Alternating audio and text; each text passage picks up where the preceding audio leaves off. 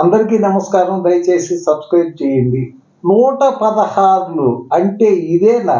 నాకు ఇన్ని రోజులు ఇది అర్థం కాలేదు. ఇదేందో అనుకున్నాను నేను.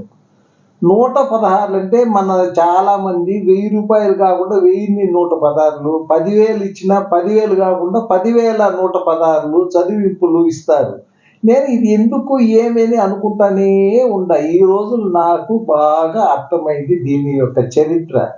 ఇది ఏమంటే పురాతన కాలములో నైజాం నవాబుల కాలములో వాళ్ళ కరెన్సీ వేరే, మన ఆంధ్ర కాకినాడ మనం ఉండే ఈ ప్రాంతం యొక్క కరెన్సీ వేరే.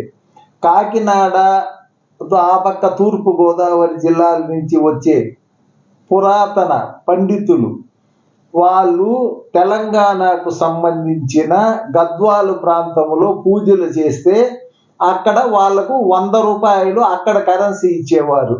అది వాళ్ళు కాకినాడకు వస్తే ఆ కరెన్సీ వాల్యూ ఇక్కడ అప్పుడున్న కరెన్సీ ప్రకారము 95 రూపాయలు 94 రూపాయలు వాళ్ళ చేతికి వచ్చేది. వాళ్ళు ఏంది మనం ఏమి ఖర్చు పెట్టలేదు, ఊరికని ఇక్కడికి వస్తే మనకి ఇంత తగ్గిపోయింది అని వాళ్ళు బాధపడేవారు.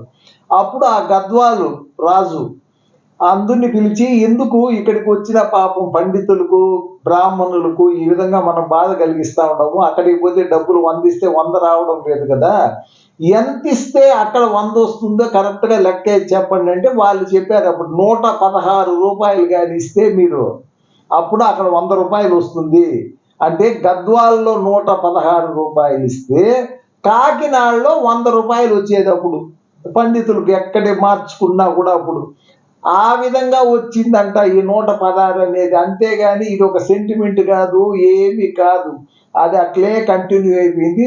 Thank you very much.